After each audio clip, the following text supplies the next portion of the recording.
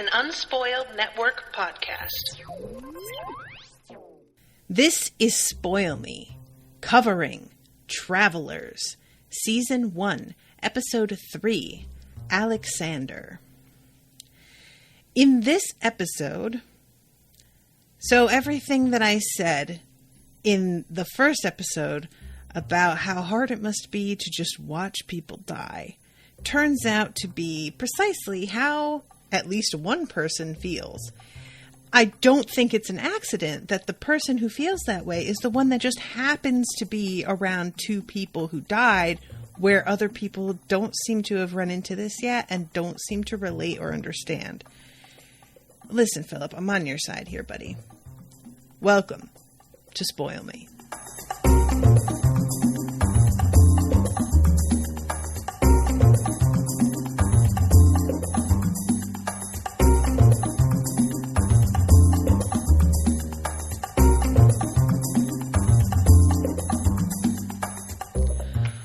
Welcome to the show, everybody. I am Natasha. I want to thank Michael for this commission. Michael, I know, had been considering changing over the commissions that he had made already for Travelers to covering Dark. And while I love Dark and I totally want to watch more of it, I've been really enjoying Travelers. I'm really curious to see where this is going. And I, after having reached this episode, can say that I feel officially hooked at this point. I am into it. So this episode starts off with, God, there is so much emotional shit going on. That's part of what I love. Like, whenever you see time travel stuff, it tends to be emotion because of intimate knowledge of people in your life and what's going to happen to them. But this is people just having fucking compassion for other people that they don't know that well, simply by virtue of the fact that they are people and they give a shit whether somebody dies or is in pain or is being abused or whatever. And I find this to be somehow more compelling than a very personal time travel story, because it feels a lot more aligned with what I personally would be interested in doing.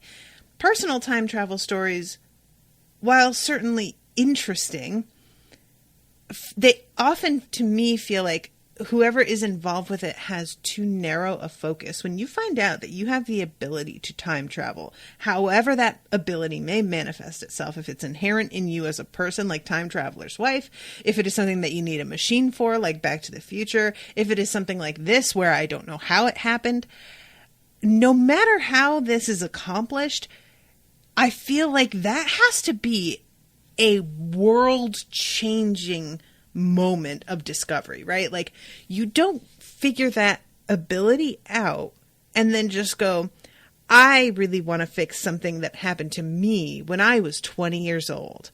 Like, if something really traumatic happened to you, I can totally see that being one of the things you think of. But if you went through something traumatic, I could also see you having a lot of empathy for other people that went through traumatic things and wanting to help them out. And this story expanding the way that it has, from being a mission to being something a lot more, what's the word I want? Unfocused, I guess.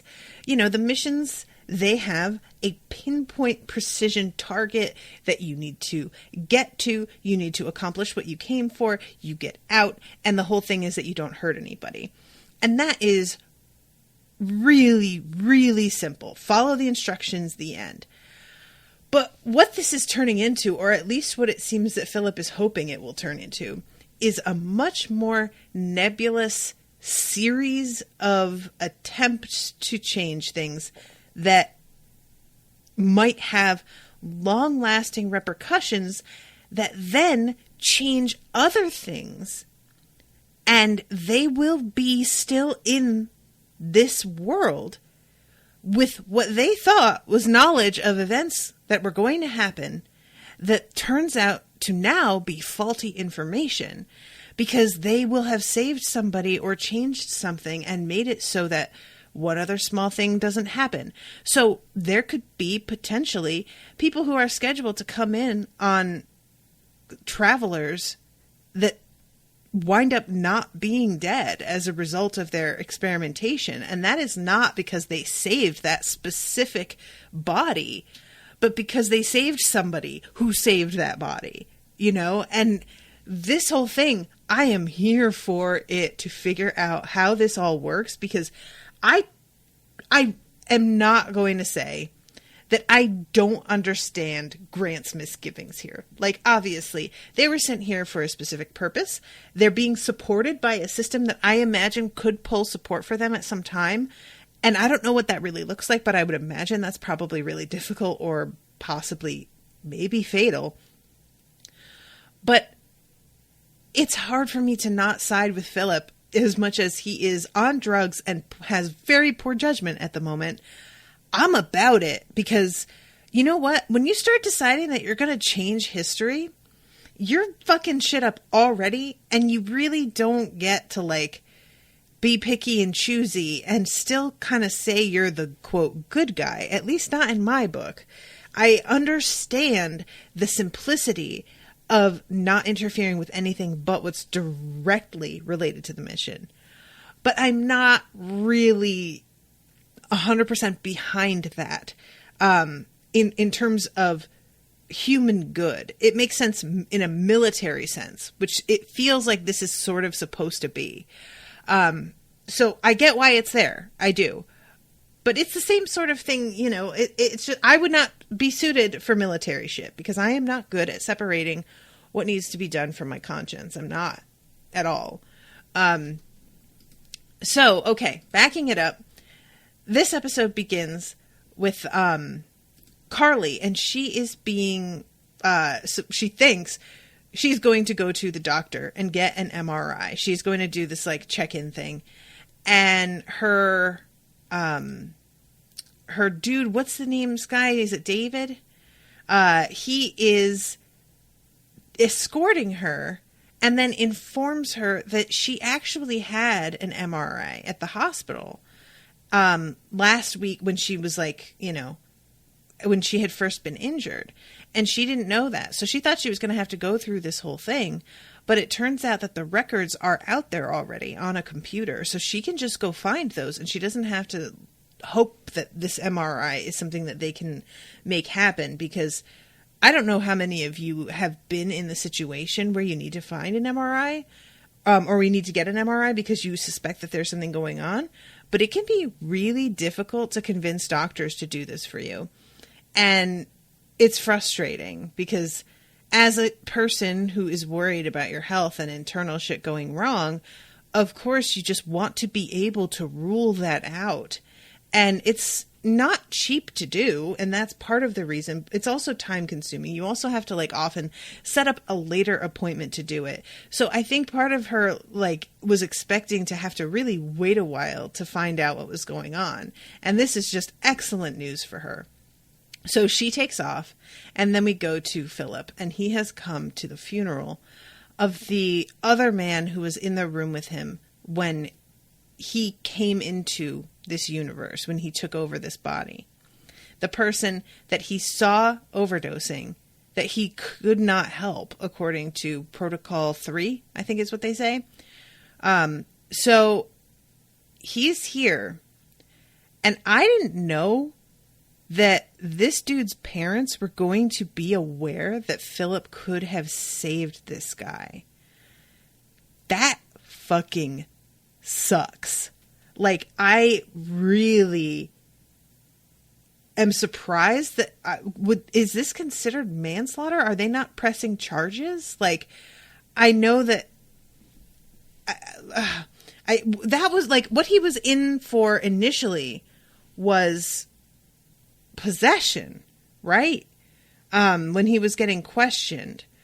But I don't know exactly, I don't remember the details now of what the cop was, like, directing at him, and whether the parents had been informed and what was going on at this point. But yeah, so he's watching this, and we know from the previous episode that he has been having withdrawals, that his hands had started shaking during one of the tasks that he was given, and he dropped something and fucked up. And it's only Carly who is aware that he is addicted. And I was sitting there like, how does everybody else not know this? They have to know the body that he was sent into. And I was just like, why doesn't anybody seem to understand what's going on with him?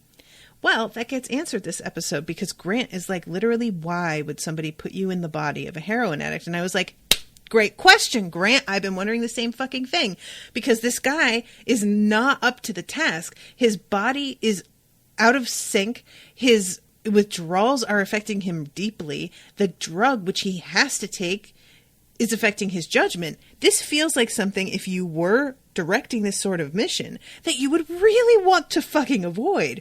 So how did somebody choose this dude? Well, it turns out they thought he had only ever died off of one dose.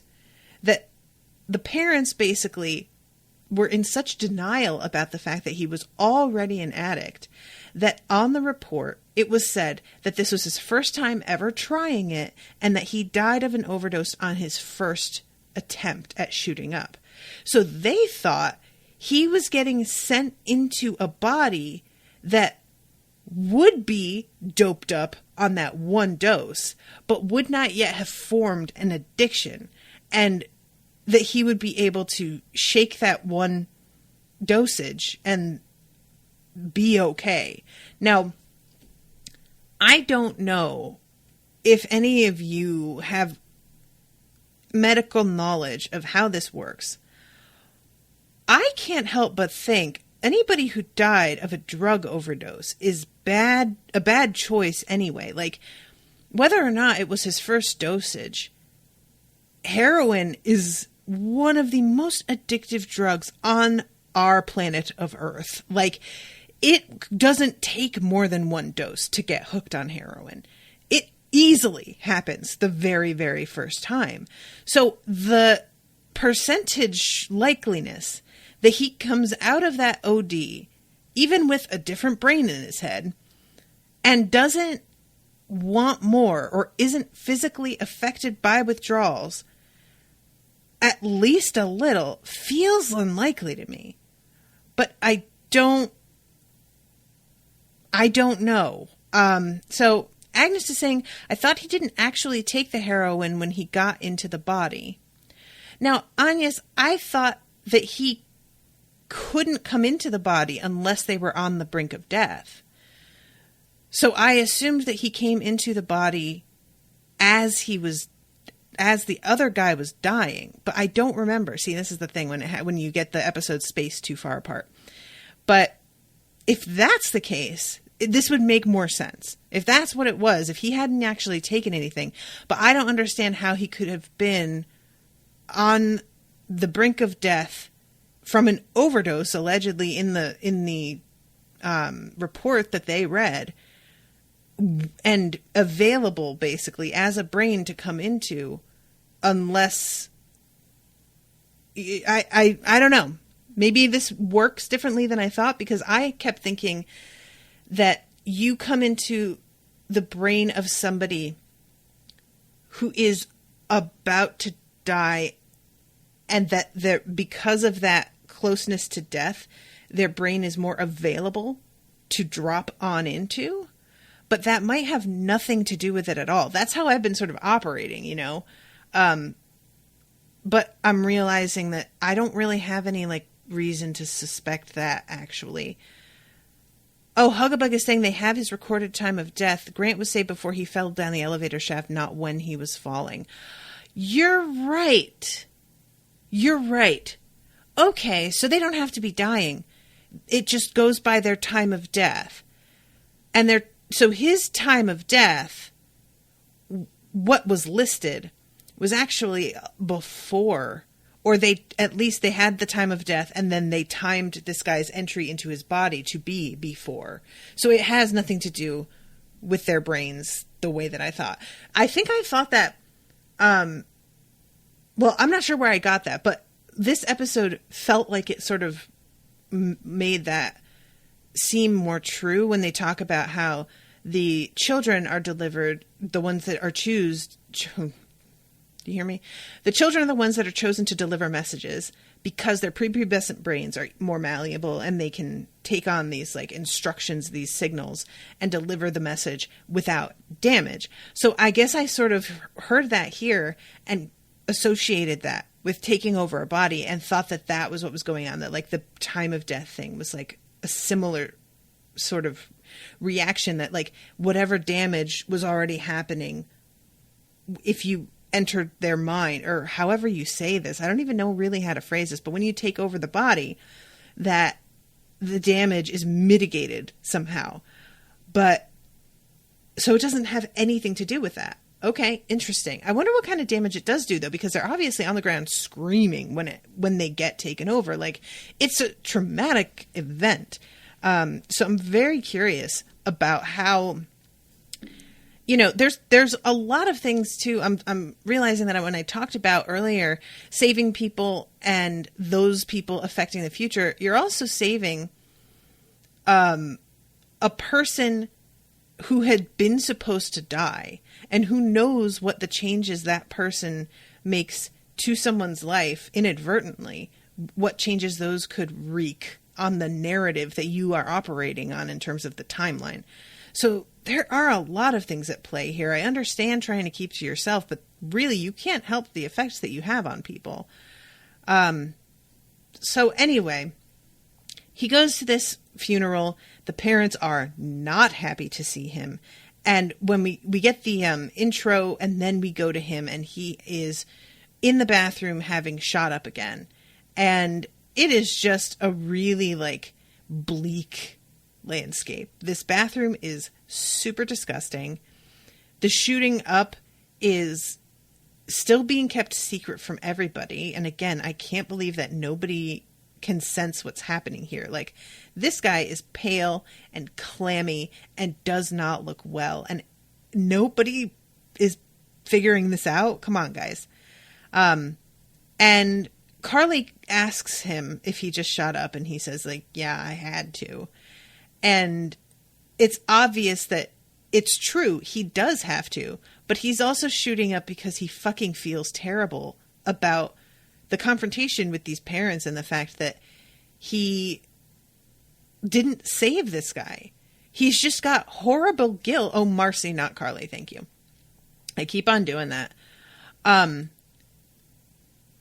He is not handling this well.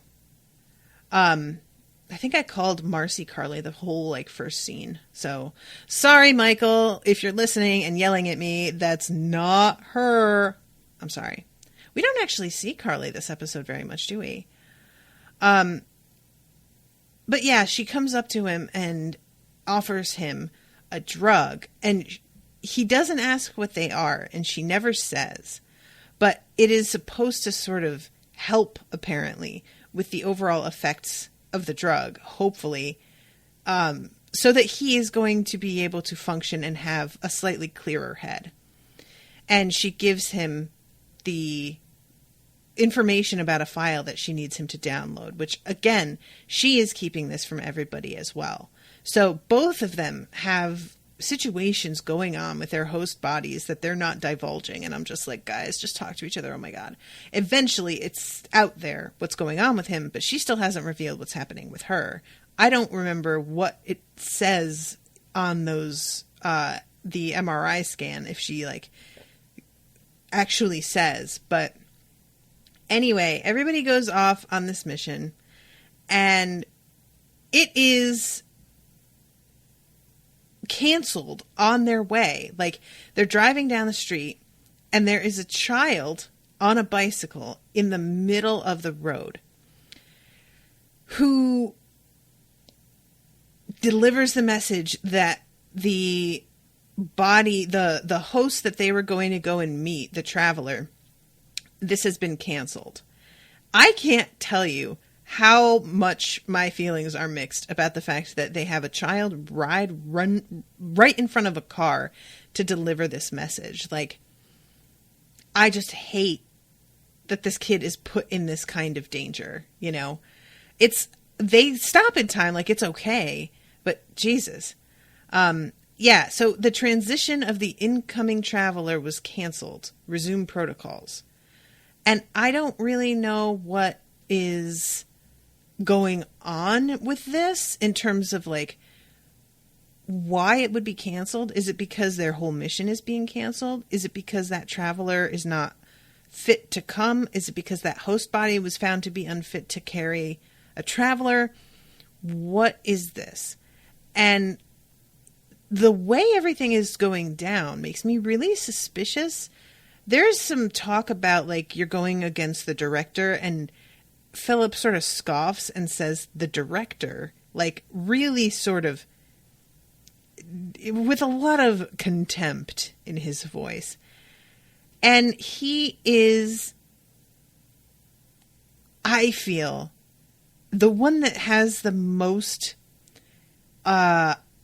he has the least problem questioning what's going on around him. Philip does. So this leads me to wonder about the director and what we know about the director and how much we can trust the director. All of this, like, I had been taking for granted that the missions they've been sent on have been for the greater good, like they all say. And I'm realizing now, I don't know that. I don't know anything about the circumstances of how this organization that they are a part of came about, or the person who is in charge, or the person who came up with this technology. There is nothing about this that I personally, as a viewer, have gotten to see or feel like I have any sort of understanding on. So I don't know that these missions, like on the face of it, they seem like stopping a huge explosion from killing millions of people because of this like weird dark matter thing from the last episode. That seems like a great thing. Yes, it does. However, it's also resulting in the transition of a dark matter weapon, potential weapon, it wasn't intended to be, moving to a different location and being available for somebody else to use. It could be that it's all being framed as something having been for the greater good, when in fact it's, ooh, I want that. Let's get that out of there and put it over here where this buddy of mine can actually pick that up because I'm going to need that. Like, there is no reason for me to trust this initiative at all. So, all right, Philip, I got my eyes on you, buddy, because I kind of feel like you might have some doubts about this whole thing, which leads me to wonder why you got involved. Like, what is going on there? So, everybody gets in the car looking rather frustrated at the fact that this mission has been canceled, and we get to see more of them trying to just live their ordinary lives and how weird it is. So first one is Grant, and his wife points out that he's been wearing the same exact tie for 3 days in a row, and tells him also that, like, you better be changing your underwear. Also, you wore your tie on the weekend, which is really not like you. And he asks at one point, can they have something vegan for dinner? To which she is like, what? Are you okay? Like, I love this because these interactions, this one and later on, the one that Trevor winds up having, they are all pointing to a future in which everything about the way they consume nutrients is completely different. So he had this reaction to drinking, cow's milk, and that was our first sign that obviously this isn't common there, wherever they're from. But when he says vegan, he says it with such a sort of tone that I feel like it's not just about this stuff isn't available. It seems like this is about his personal choices as well. And that it was so easy to abide by those choices wherever he came from that he barely had to think about it. And now he is back somewhere where those choices are a little bit more difficult or unusual, and he isn't prepared for this. So I find that interesting because, you know, compared to Trevor runs across a place that sells hamburgers and buys one and is super excited that it's meat. He says it's ground meat. And this is what it leads to one of the best fucking lines in which Philip has to be like, you know, that's not grown in the ground. That's not why it's called ground meat, right? And he's just like, whatever, it's awesome. So if he knows it's real meat, if he does buy that, if he gets what that means, and he loves it and wants to eat it anyway, it feels like this is not just like we have all been taught to despise the consumption of animal products. This is, we don't have them. Like, this is just not a thing that we do anymore. And if you want to go and eat it, it's just not possible, right? So I am super curious. Like corn, at one point, he is staring at corn and fucking loving it. Now listen, guys. First of all, corn is technically not a vegetable. It's not even a grain. It's a grass, which is crazy. But corn is banging. And he is correct to be that excited about corn. Who doesn't love corn? Like, honestly, it's so good. Any way you make it. You can make corn niblets. You can make corn on the cob. You can make corn bread. You can make corn fritters. You can make cream corn. You can make corn casserole. All of it. Give me all of it. I fucking love it. So his like delight about this, I'm just like, man, you don't have, apparently, animal products, but you don't even have corn. What the fuck do you guys eat, though? Is it like that gruel from the Matrix? It's just like tasty wheat? But yeah, so the way that she responds to this is really funny. And then when we go over to Trevor and he is sitting with this girl who is like Luna Lovegood all over, she is very awkward and really cute, honestly. And dressed in sort of a strange assortment of stuff.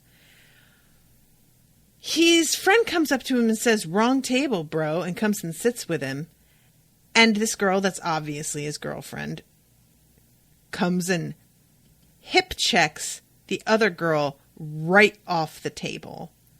And both she and his buddy look at each other in total bemusement when Trevor gets up and helps this girl up off the floor. They don't know what to make of it, that he gives a shit. Like, and I just really, man, I hate hypothetical Trevor. I hate him. He seems like a complete cock, and I'm just so glad that he's gone. Like, the world is probably better off without him. Let's be honest. He seems terrible. And this leads to this whole thing between Trevor and his girlfriend, because she is, again, terrible. They get brought into the principal's office for bullying, probably vice principal if we're being real about who would handle this. And he straight up says, because she tries to say, like, I'm nice, and he says, you're really not. And I was like, I don't know anything about who you are, dude, who is pretending to be Trevor. But I cannot lie. You're giving me all my life right now. Like, it's so beautiful to watch somebody who isn't even trying to be petty. He's not trying to, like, be, like, get in her face and make her feel bad. It's not about that. He is just trying to defend a person who needed it and apologize. And the fact that this girl is making claims about herself being nice when he knows all too well that is not who she is just part of that. But he isn't really, like, interested in getting her to be nicer. It's not like he's, you know, it's more just about, I'm not taking part in this. You go ahead and do what you're going to do. I will do what I'm going to do. And what I'm going to do is not this. And I fucking love how, like, completely divorced from pettiness this whole thing is. I'm totally nice. I'm sorry. You're not. Okay. Thank you, Hugabug says it's a counselor. And he stands up and says, I apologize for my part in this, and I would like to offer to replace the girl's phone. And he pulls like a bunch of money out of his wallet, which if he has enough to pay for her phone in his pocket, like, what are you carrying around that kind of cash for, buddy? But we know why, because he needs to be ready.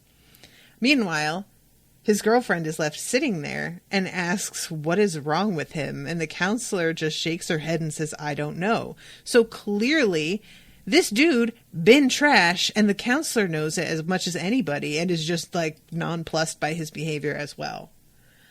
I just love it. I love it so much. So let's go back to, I have a question for y'all.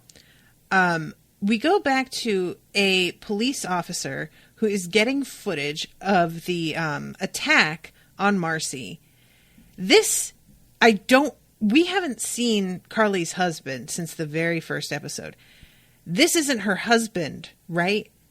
Because I'm thinking, like, for the economy of characters, it would be cool to have the same character, but didn't he die? See, I don't remember. But this cop is not really to be fucked with. Like, and I'm not saying like he's so tough or anything, because he seems like he probably would be, but we don't get. Michael says Carly's husband did not die. Okay. And this is not him though, is it? This guy seems to have too good of a vibe, because I really do not remember what her husband looked like. I just remember that he was a black cop. Forgive me, guys.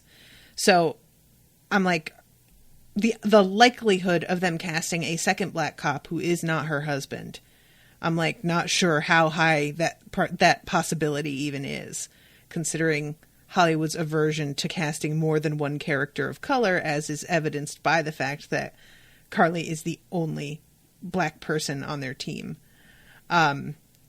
So is this the same guy?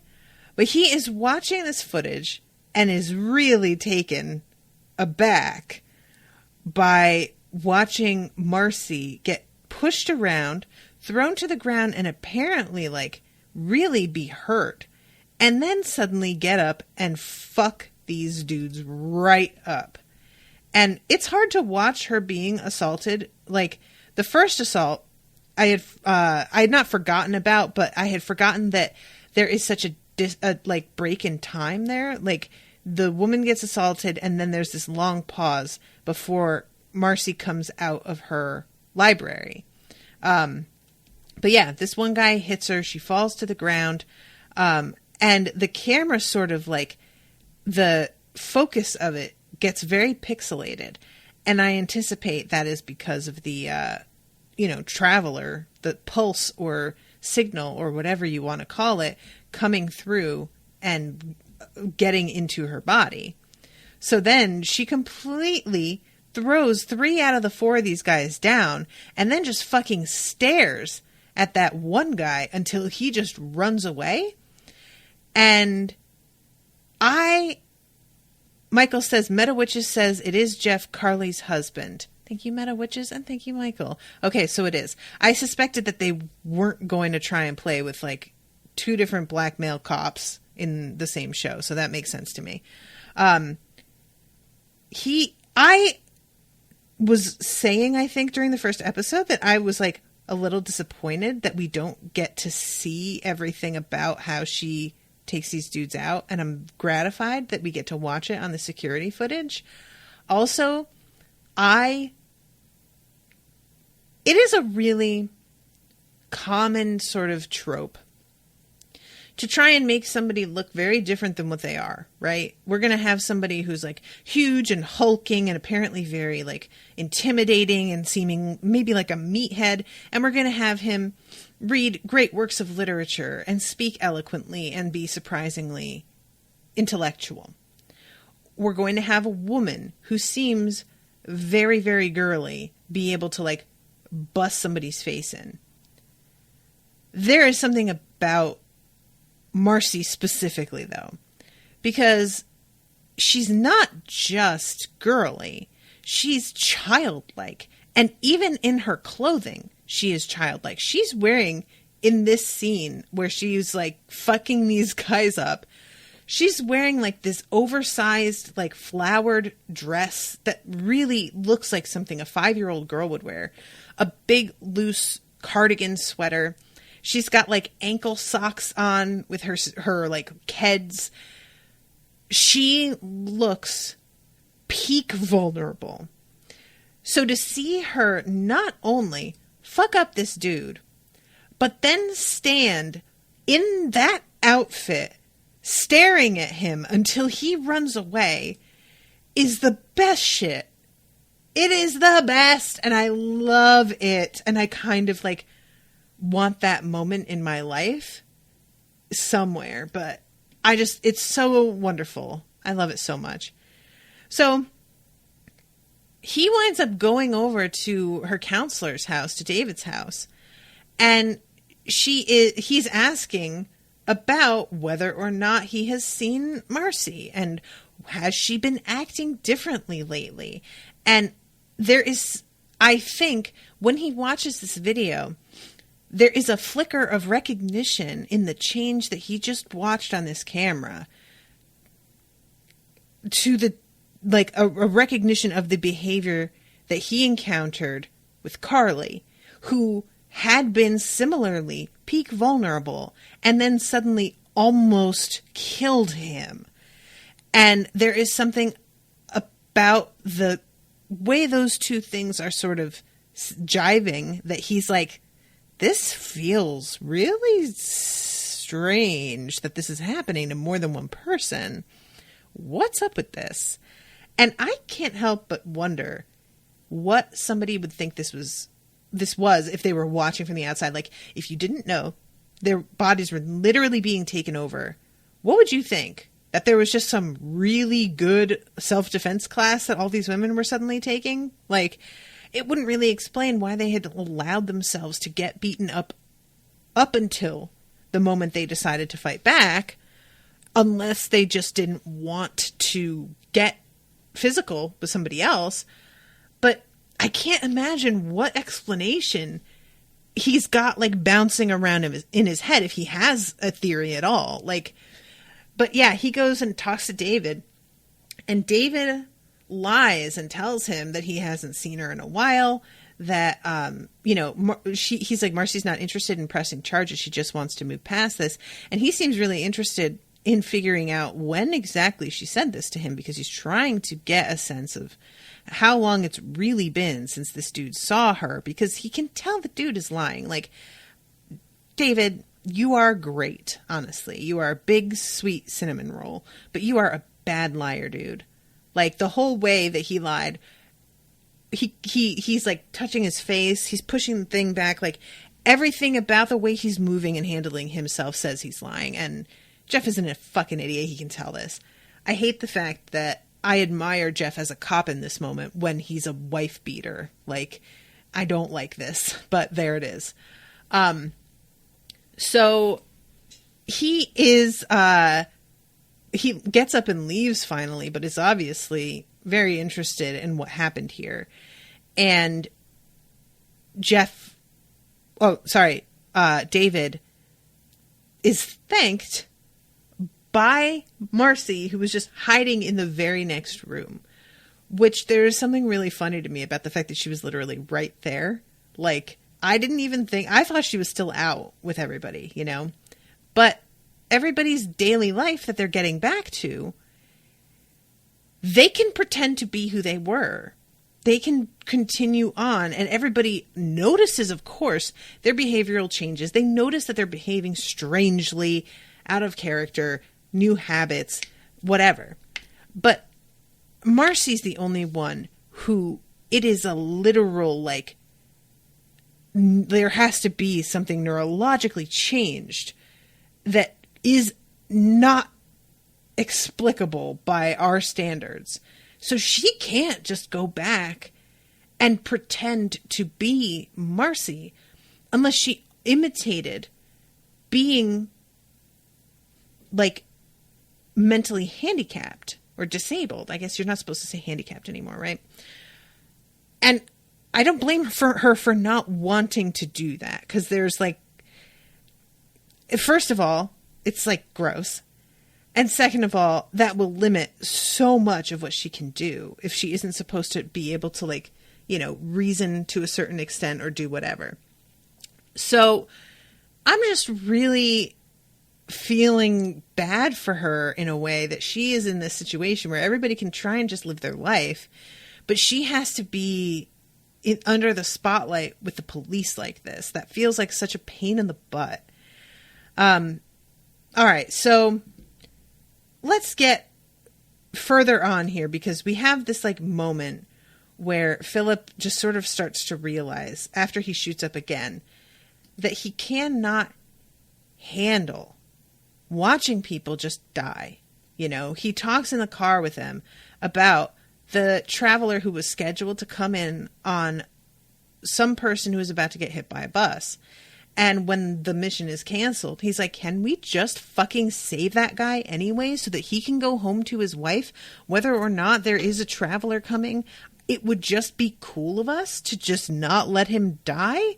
And Grant is like, you fucking know better than that. And he's like, yeah, I do. And I'm thinking to myself, you know, not for nothing, he is the only one who has seen two separate people die in front of him that he could have helped and he was not able to help. That does seem really unfair that nobody else has any idea of what the fuck he's going through when he has to make those sorts of choices and just stand there and do nothing.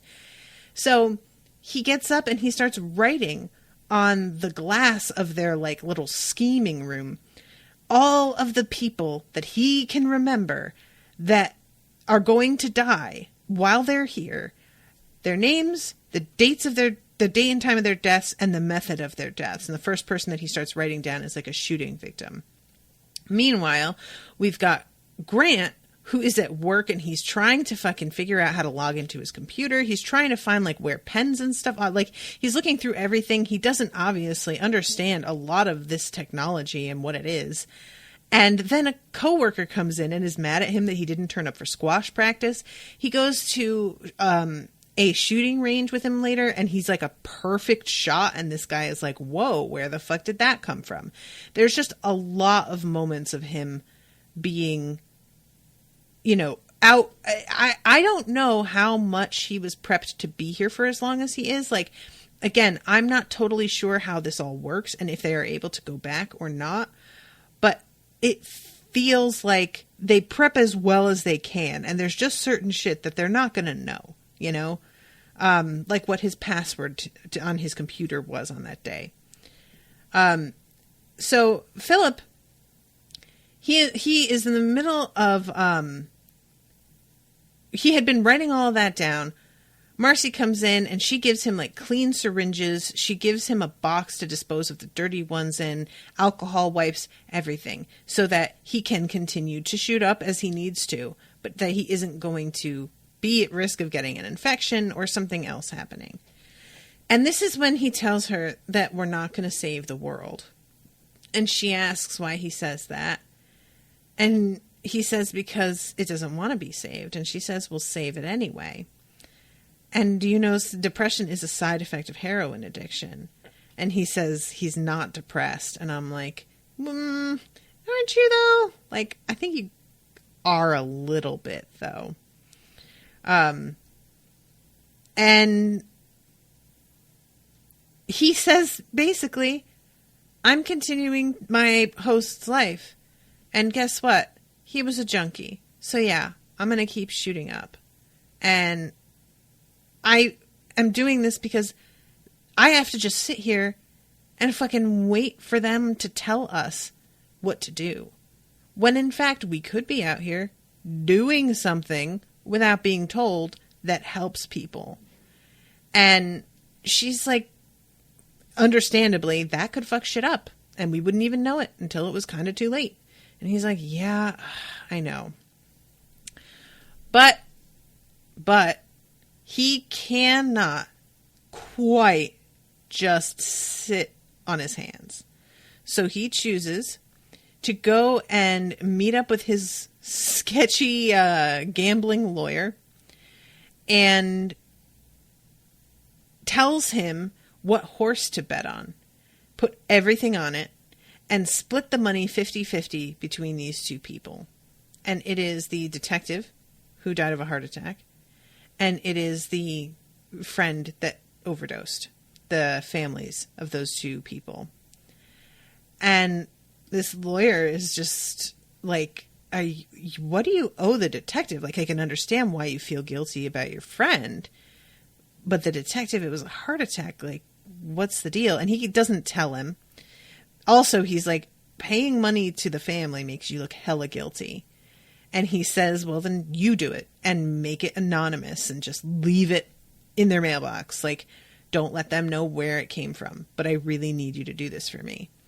And I'm so, so curious if this is going to have repercussions of some kind, because money is one of the more powerful things you can use to change things. So depending, this could have a big effect.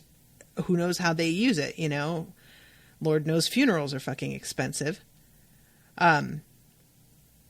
So he winds up actually carrying out Philip's instructions, which I have to admit, I wasn't totally sure he would do it, because he seems so sketchy that if he just decided, this is so much money, I am just going to bounce and not come back, I really wouldn't even have been that mad at him. Like, it would have sucked. It would have been a shitty thing to do. But I would have really, based on what I felt I knew about his character, I would have been unsurprised. But no, he goes and does it. And you see his friend's mom get the money and look around. And it seems like she is pretty aware that it came in general from Philip. Obviously, she doesn't know how it got there. It's so funny because she like looks all around, and his lawyer's sitting in the car right there. She should be able to see him and be like, are you the one who left this money here? But because of the show, she's like totally unable to see him. And I don't know what she's going to do, because if she thinks that money is from Philip, she might not want to accept it. She might just want to like donate it and just be like, I'm not taking your fucking money just because you're guilty because you killed my kid, which is 100% what she thinks happened. So who knows? And we have this moment, and with Philip, he had gotten approached by a kid who was like playing near their hideout with a basketball. And we see him open the door, and we see him stare at this kid, and the kid stare back. And he tells Grant and everybody later on that they were given a new mission. And he says, Aleksander Andreyko, 10-year-old Romanian immigrant. He went missing walking home from school 2 months ago. And Grant says, why save him? And he says, I assume he's important to the future. And Grant says, I've never heard of him. And Philip says, well, the messenger didn't go into details and you can't exactly chat with them. This one burst into tears and ran away the second he had delivered the message. So they're all sort of like puzzling over what the hell this could be about. And I don't know if anybody viewing this was fooled. I don't know if it was even the intent of the show to fool us. I think we were just supposed to see the kid and realize where Philip was getting his idea. Why he decided, oh shit, I could just say a messenger came and told us to do this. But there might have been some people who thought that this was an actual mission when they were watching. I doubt it. But whatever people thought, he has some good points, like Grant says something about like, why didn't they send the messenger to me? And he's like, you were in an office, an FBI office. What little kid is just going to be wandering around you that they can take advantage of to send you this message? And it might have been time sensitive, So he's got a lot of really good points, and he turns around the sort of indignation that Grant has into, dude, why are you taking this so personally? Which is a really smart, manipulative move. And Grant sort of backs down at this point, and Trevor interrupts and says, well, what do we know about the abductors? There are two of them, man and a woman. From historical records, the victim's body was found in the basement. And that they're dangerous. So this is what it turns out, we find out later to be, is that these people they killed their own child, and he says 5 more were going to die in addition to their kid, that they were all going to be, I suspect, because it's not totally clear what's going on here, I assume that they keep abducting kids to cover for the fact that they killed their kid, to make it seem like their son is still around, because it's very clear these are not people with lots of fucking friends who come around and check up on things. They wouldn't recognize the difference between different children. They would just think if they abduct somebody that's near the same age, that they can say that. However, I don't know how they're abducting. I guess he was a Romanian immigrant, right? He wasn't actually abducted from Romania, but I don't know what it is that causes them to continue to kill the kids. Are they killing for fun? Are they killing out of neglect? And they keep just trying to cover up the fact that, because they're obviously addicts. Like, these people look like meth heads. They are really thin, drawn, very twitchy, obviously have a lot of fucking problems. And when you have this sort of addiction, it leads to neglect. So I'm wondering, do they just keep neglecting kids until they die? And keep trying to cover up the fact that they killed another one? Or is there abuse happening that gets out of hand and the kids wind up dying by accident from being hit too hard or whatever? Like, there's not a lot of detail about what happens here, and it doesn't really matter. I'm just curious myself over what leads to this going on. But yeah, they go over to the house, and Grant is asking questions, and the two of them don't really seem that concerned, because initially they're asking about, generally, a missing kid that, like, it doesn't seem like there's a real good description of him or anything to go on. And they lead the two of them, Grant and Carly, into the house, while Philip and Marcy go into the chicken house, the chicken coop that's like next to, because they live on, I don't even want to call it a farm, but it's like really rural. And as soon as they go in there and he says, "What is that smell?" I'm like, okay. Oh no, they're not in the chicken house. Are they? It's some sort of shed, because there had been a chicken. And there was like animals in there but like he says something about the basement earlier. Yeah, they're walking down the stairs. Okay. I totally missed that. I thought that they went in the chicken house. But yeah, the smell, I'm just like, okay, there's definitely a body down here, which I just don't know how people live. Not just like with the, psychological aspect of having killed somebody and the guilt and the, I don't know how people live above a decomposing body and that smell and not like just, but I also don't know how people can kill children or do drugs until they are completely like emaciated and dying. So what are you going to do? And yeah, so they're down there shoveling through the dirt and they find the body of a child. And this is not, this body has been here a minute. It's just bone. The shoes are pretty much all that's like not eaten away. There's only scraps of the clothing, and at this point, Marcy says, "We found a body, a child maybe 10 years old." And both Grant and Marcy in the living room with the parents just sort of sit up and have their like hands to their weapons, like they are about to do something. And this little boy comes walking out with his dad behind him. And it's a really weird moment, because I think they assumed that these people had killed their son and that was who was in the basement. And or that it was like the kid or something. But it's obvious, like when this kid comes out, that he is like, it's just the whole thing gets mixed up for a second. And Grant, it turns out, can speak Romanian, which is pretty rad. I love moments like this where characters can speak languages you don't expect. I'm always into this. What a great superpower that would be, right? And he kneels down and talks to the kid and is like, I'm here to help you, Patrick. That's not your real name, is it? And he says, no. And he says, and these aren't your real parents, are they? And he says, no. And the two parents are pretty aware that their cover is being blown, but they don't know what to do. All of a sudden, this kid gets taken over and says, Traveler 3468, you are off mission. Abort immediately. And of course, both parents seeing this are like, excuse me, what the fuck?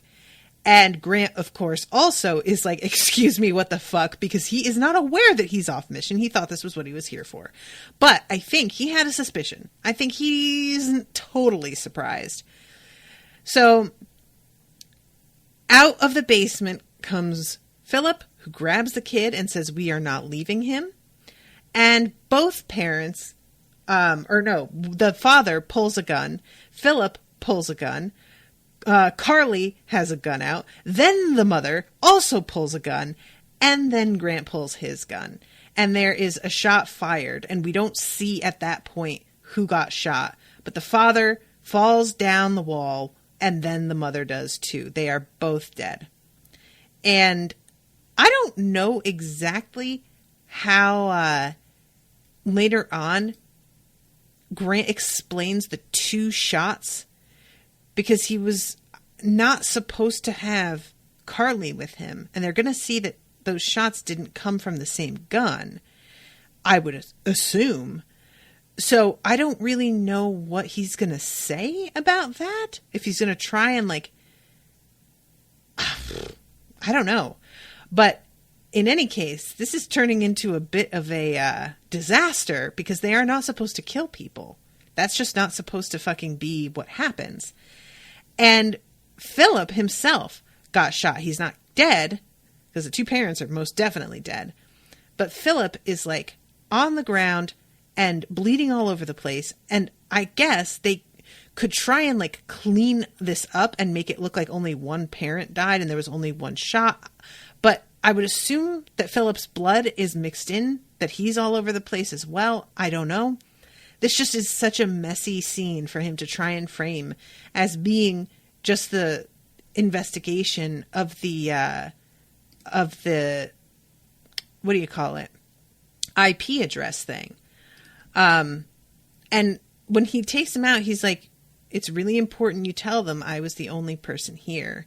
And this kid nods and says, okay. He says, you asked me for help. I got afraid and started shooting. You understand? And the kid nods. And he says, that's what happened, right? Are you sure? And the kid nods and says, yes. And he starts to just walk away. And the kid says in Romanian, thank you.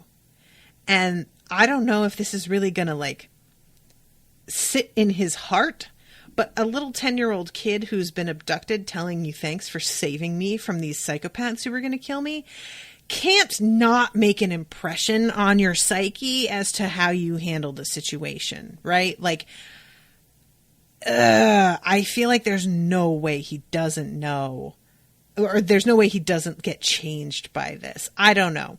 Maybe the messiness of the scene after will sort of snap him out of that. But yeah, our vigilante's fake IP addresses led us to the address of these abductors. And this is his partner who's talking to him. And he's like, that's really convenient. And he's like, yeah, well, it seems really weird. Like he's directing us certain places. Like he wants us to come here. And his partner's like, well, okay, how would he even get that information? And he's like, that is a really good question. And I'm like, yeah, what are you going to say to that, buddy? How's that going to work out? Meanwhile, Philip is having to get emergency surgery. And he is like recovering and in a stupor while listening to a news report about the kid being returned to his mother. And obviously has no regrets whatsoever. Grant comes up to him and is just like, dude, what the fuck are you doing? Who do you think you are? And he's very clearly being honest when he says nobody. But that's part of the point, right? We have all this knowledge and we do nothing. And he points to the window and they realize like that all of this writing here is the deaths that he had to memorize. And this is when he sort of like scoffs at the whole idea of the director. What's wrong with saving an innocent kid? You can't tell me we didn't just do a good thing. And Grant's like, it's not up to us. And he's like, you know what? Fuck who it's up to. I'm not ashamed of doing this. And it's fine. Like, I'm not going to be having trouble sleeping tonight over this. And yeah, essentially the whole thing is just so messy and so full of implications that I can't understand from where I'm sitting because I don't know enough information, you know? And I love it. I love it. I love this kind of storytelling. And we get to see at the end the lawyer leaving the money for the mom. We have him sitting next to Trevor, him being Philip, while Trevor eats this burger and is like delighted by a burger. He hands Philip a soda and Philip's like, well, damn, after he tastes it. And he is looking at the wall. Trevor is. This is a list of potential host candidates. And he says, not all of them, but they're all definitely deaths. And Trevor gets up and points to one of the names and says, I know this person. And I'm really curious who it is. Is it his shitty girlfriend? Like the one, like, so, is it somebody that he's going to want to save or somebody that he's kind of like, fuck him? I know Trevor wouldn't say fuck him because he's not that type, but I'm very curious who it's going to turn out to have been. So that's the end of the episode. I'm over time, but this was super duper interesting. I really like the show. Thank you, Michael, for commissioning it. And thank you for not changing it over to dark, even though I low key also really want dark. Also, I wish it wasn't down to these two shows, but for you to choose between, because I like both of them a whole lot. And they're both time travel shows, which I know it can get confusing about how it works for different worlds, but I like being able to compare the time travel aspects of different universes and how they work and you know, just why it's good narratively for it to work this way here and that way there, all of that. So, Anya says, what if the kid you saved ends up being a bad person? I guess it's like, it's not up to you. It's sort of like giving somebody money and you can't guarantee they're not going to go and just buy a bottle and drink themselves to death with it. But it's not up to you what they do with it. It's up to you that you gave them an opportunity to take care of themselves and they have to take responsibility from there. What they do with the money isn't your business, right? So what they do with the life isn't your business. You did what you could and that's your responsibility. And beyond that is theirs. So that's kind of how I see it.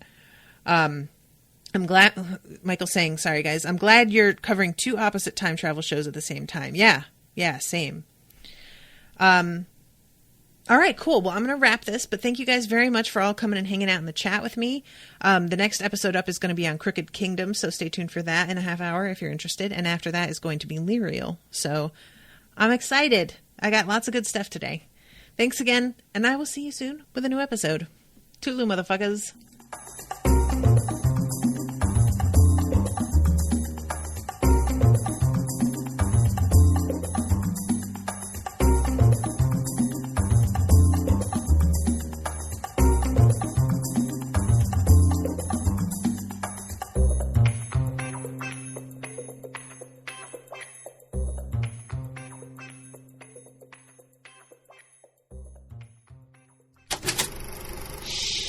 That was an Unspoiled Network podcast.